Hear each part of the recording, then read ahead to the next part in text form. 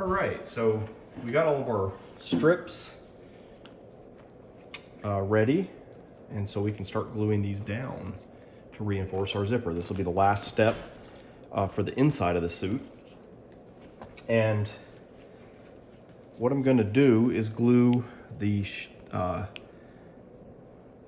shiny side, not the textured side. So this little scritchy textured side is going to be facing upwards. First thing I want to do is I want to put a little bit of glue into the crotch here, into that groove. And I'm gonna just get this thing anchored. So I'm just gonna put a little bit of glue here at like the first inch of the end and get this stuck down so that I've got it anchored. So I wanna put it overlapping the end here. And I basically just want to butt it up against the fabric of the zipper. Don't let it overlap because it won't really bond.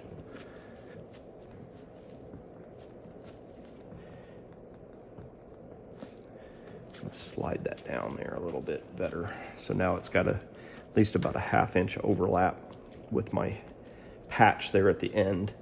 So I'm basically aligning this edge here with the edge of the zipper. I don't want it to overlap.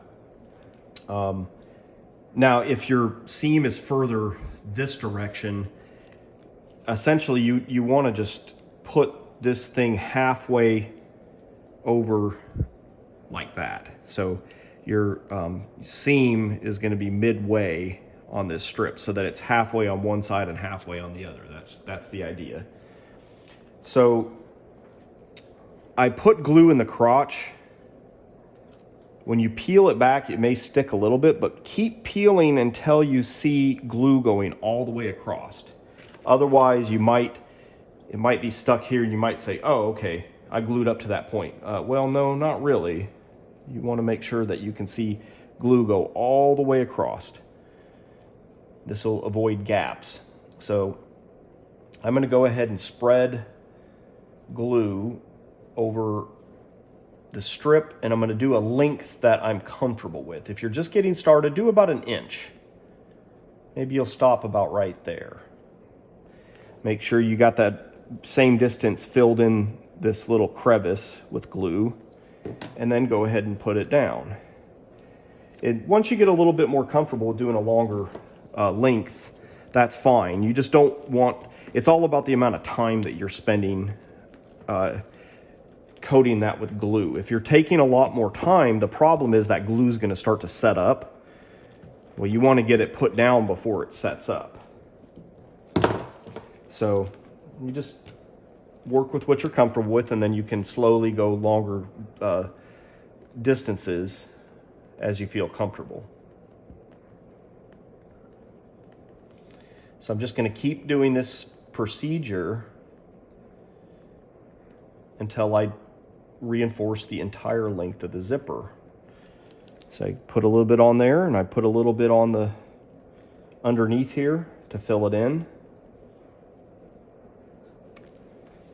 And then put it down across my jar, pulling it tight so that ensures I don't have wrinkles, and it gives me something nice and hard to put pressure against using my roller or my fingers, my palm, piece of pipe, whatever it takes to get pressure in there, especially into the crevice of that seam.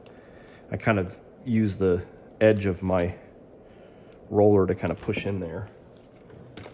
And then if you have an edge that's kind of pulled up, go ahead and put a little bit of glue on it.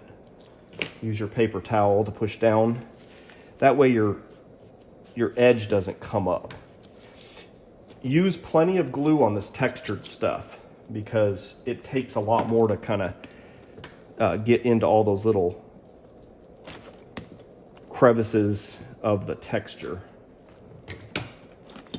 So we're just going to keep this technique going. When we get to the end and we lay our next strip down, we want to have at least about a 1/2 inch overlap. And that's usually where it always leaks. When when you have the overlap, what generally happens is the crafter doesn't put enough glue down and doesn't put pressure. I usually try to work my nail into where it overlaps, because what happens is there's a little bit of a gap in the difference of height between the end of this strip and the material under it. And then when you stick this piece down on top of it, there's a little channel there that's not glued down and air comes out. Well, number one, if you do a good job doing your turned under seam or your folded under seam, if it's glued continuously, you shouldn't have a leak to begin with. But if you're not using enough glue or you have gaps, then now you're going to be relying just on these pieces. And then if you don't put enough pressure when you do overlaps and use your nail to kind of push in there. So it's a matter of having enough glue and working all of the little tiny crevices and overlaps and stuff like that. That is the key to success. So I'm going to go back to my gluing. I'm going to peel this back until I see, look at that. It was glued because of the glue I put in the crevice. Now I can see glue going all the way across. I'm going to peel it back until I see glue going all the way across.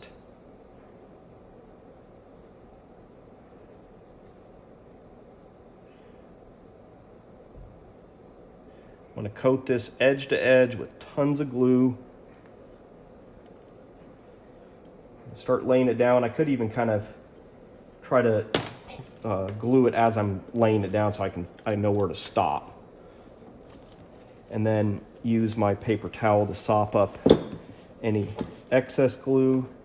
And if I see some edges that didn't quite get glued, I can go ahead and add some glue to those now.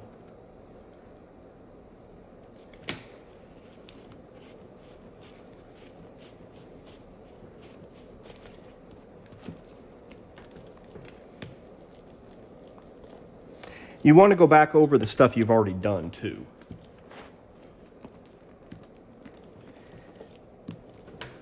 Since this has got texture to it, you really want to keep putting nice pressure to kind of work the glue into all of those little crevices.